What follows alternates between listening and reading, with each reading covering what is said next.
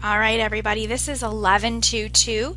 It's our second video for our last standard for Unit 11. We're still working on determining solution sets, but this time we're going to be using matrices to solve our linear systems. So you will need your calculators, so go ahead and grab those, and let's go ahead and get started. All right, this first example is a 2x2 system where we could actually solve this by using substitution or elimination. In fact, it's set up really nice where I could just multiply the bottom one by a 3 or the top one by -2, and we could get to this solution rather quickly. But I chose this one because we know we could check it very easily, and because I want to just do a small introduction as we get started with the matrices. So the first thing we're going to set up is what we call a coefficient matrix. And my coefficient matrix, which we're going to call matrix A, is made up of all the coefficients of the left-hand side. That is a 1, a 3, a 2, and a -1. The second matrix is the matrix that has the variables in it. So my variables are x and y, and I have to write them in the correct order. So this is matrix X, our variable matrix. And what would happen is if I were to multiply these two together, which are 2x2 and a 2x1, that I would result in a 2x1 matrix. Well, watch what happens. If I do 1 times x plus 3 times y, that's exactly the side of the equation. And what does it equal? -12. So this is our constant. These are constants. They have no variables. So this one we're going to call matrix B, and it is a 2x1 as well. So the behind the scenes of what's going to actually happen here is I'm going to multiply both sides of my equation by A inverse. The reason I'm choosing A inverse is because that's what's going to undo matrix A. So I multiply A inverse times A, and I get the identity matrix. Still times x, because I didn't get rid of that. But we know if I multiply the identity matrix times x, I just get x. So this side, by multiplying by the identity or by A inverse, actually reduces down to a single variable matrix of x. So this is the matrix of x equals y. So I'm just replacing it. Now, what happens to the other side? Because what we do to one side, we have to do to the other. That's solving equations. So I'm going to multiply by A inverse B. And it has to be done in this order. And the reason is because I have a 2x2 and a 2x1. This is my A inverse. This is my B matrix. If I don't multiply them in this order, I actually can't multiply them at all. So the A inverse has to come first. So what is A inverse reduced to? A inverse B reduced to? Absolutely nothing, except the solution matrix that we're looking for. So what you need to do in your calculator is you need to enter matrix A, so edit that one, as a 2x2 coefficient matrix. You need to enter matrix B,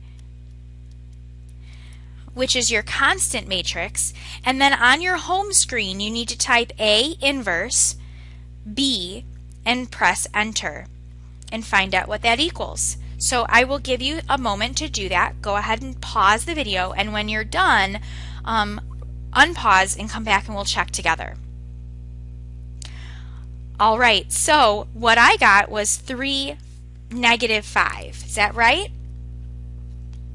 So 3, -5.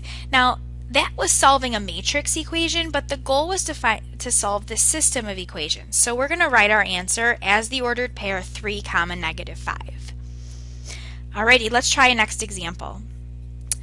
Alright, so what I want you to do here is I want you to set up your coefficient matrix, your variable matrix, and your constant matrix, okay? Then I want you to go to the calculator. You don't have to show all of the work of the matrix A inverse B and x and identity, but I just want you to set up your coefficient, your variable, and your constant matrix on paper, then go ahead to the calculator. So pause now and come back when you've got all of that set up. Alright, so my A inverse B method, solving with matrices, led me to 2, 0. So I will write that as an ordered pair 2, 0. Now if you're wondering why the heck we didn't just teach you this before we taught you all the elimination method and the substitution method, is because there's going to be a reason why we use that. This only works when the equations are linear, when they're lines. If we were to use anything like a quadratic or a cubic or a cube root or something, we would not be able to use this matrix X method. So it is important that you know how to do those, because as we come to the end of this chapter, you're going to be looking for the intersections of more than just lines. But I think matrices are a really nice way to solve these, especially when we move on to 3x3 systems. So this is going to be set up very similarly. We are going to set this up as the coefficient matrix, as the variable matrix, and the constant matrix. So why don't you pause the video now just to see if you can set it up the correct way. Unpause when you're ready. Alright, do you have it set up correctly? Watch your signs. If you lose any of these negatives, then we will end up in a bad place here. It won't give us the correct solution, or maybe it won't even give us a solution at all. Alright, so the same thing applies here when we use A inverse B. So this is matrix A, that's X, that's B. So go ahead and type these in your calculator. Unpause the video when you're ready to reveal the answer. Alright, so if you got some really awful decimals, go ahead and press Math Enter Enter and turn these into fractions. So it will convert them.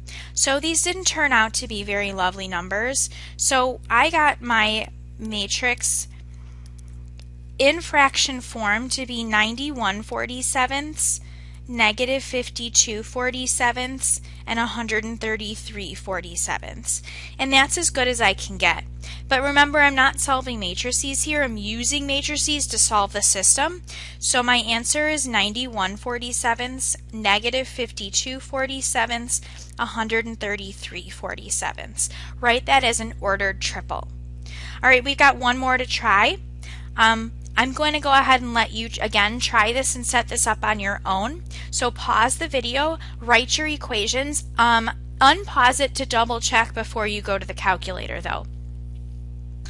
Okay, so these should be your matrices. You got your coefficient, your variable, and your constant matrix. And then I wrote this hint over here, so if you weren't really sure what to put in for the missing placeholder, it's just a 0. Don't use a 1. A 1 implies that there's actually something there, and because there aren't, we're going to use a 0. So now go ahead and use A inverse B and check back just to make sure we got the right solution. Alright, so these actually came out to be a little bit nicer of decimals for my XYZ, so you can leave them as decimals. It was -0.8, -2.1, and 1.4. Or if you wanted to write them as fractions, I'll write the ordered pair as fractions. It'd be -4/5, -21/10, and 7/5. So either way, whether you're writing them in decimals or fractions, these decimals are terminating, so it's perfectly fine to use decimals in this position. Whereas the last one was quite a mess of decimals. 47 is not a lovely denominator. Alright, so we've got our answers here.